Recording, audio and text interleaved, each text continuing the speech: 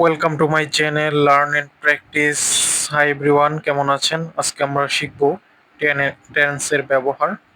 Tense কিভাবে আমরা use করতে পারি।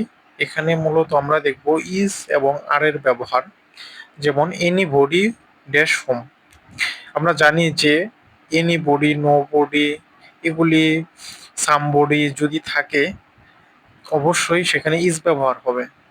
দেন all the phone lines dash busy, এখানে এস ফর আছে, সো এটা একটা প্লুরাল ফর্ম, সেক্ষেত্রে আর বসবে। তারপর সে none of this information dash is correct, আমরা জানি ইনফরমেশনটা হচ্ছে একটা আনকাউন্টেবল নাউন, সো সেই ক্ষেত্রে অবশ্যই ইজ বসবে।